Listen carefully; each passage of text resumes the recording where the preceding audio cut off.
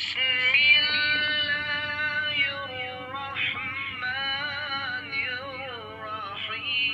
اللہ الرحمن الرحیم۔ السلام علیکم ورحمۃ اللہ وبرکاتہ۔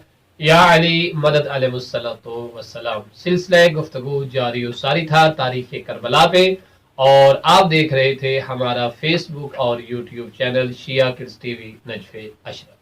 ہم اپنے ان پیارے بچوں کو داستان مدینہ سے کربلا، کربلا سے کوفہ تک بتا چکے۔ آئیے اب اس داستان کو آگے بڑھاتے ہیں۔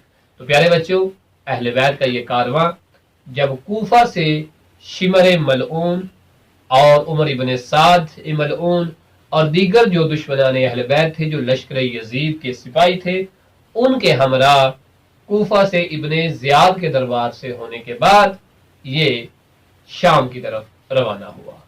شام ایک ملک کا نام ہے، اور اس ملک کے شہر کا نام بھی ہے، معروف ہے دمشق۔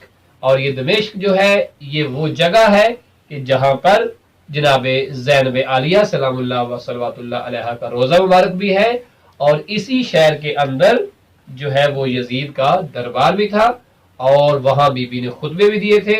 اور اللہ کا شکر، اللہ کے فضل و کرم سے بی بی نے یزید کے گھر میں جا کر، یزید کی بادشاہی میں جا کر یزید کو ظالم بھی ثابت کیا اور امام حسین کو مظلوم ثابت کیا، اور بتایا کہ اے یزید، تو نے اہل بیت پہ کس طرح کے ظلم و ستم کیا ہے۔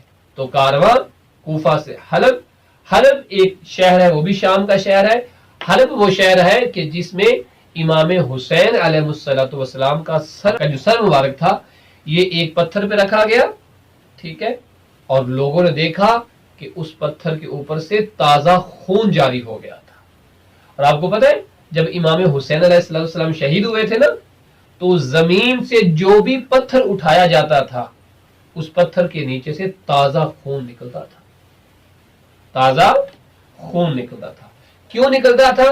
اس لیے تاکہ لوگوں کو پتہ چل جائے کہ رسول خدا صلی اللہ علیہ وآلہ وسلم کے نواسے کو کربلا میں شہید کر دیا گیا ہے، اور حالت مظلومیت میں شہید کیا گیا ہے۔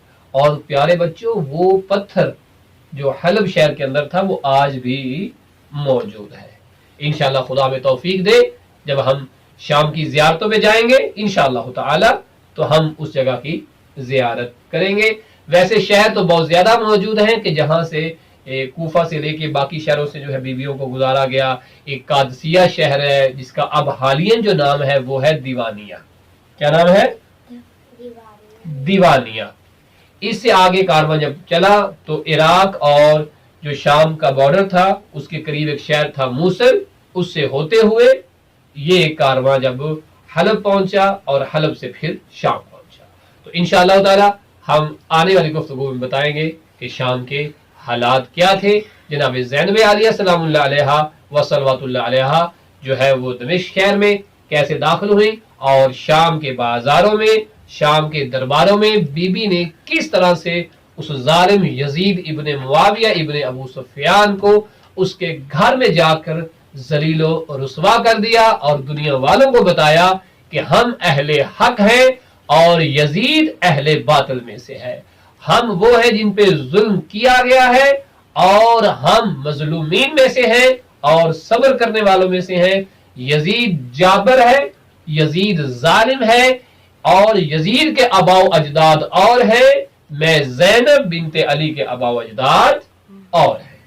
ٹھیک ہے، تو انشاءاللہ تعالی ہم اپنے بچوں کو بازار شام اور اس کے بعد یزید کے دربار میں جناب زینب نے اور جناب امام سجاد علیہ السلام نے جو خطبہ ارشاد فرمایا تھا، انشاءاللہ تعالی وہ بھی اپنے پیارے بچوں کو ضرور سنائیں گے۔ صلی اللہ علیہ محمد وآلہ محمد۔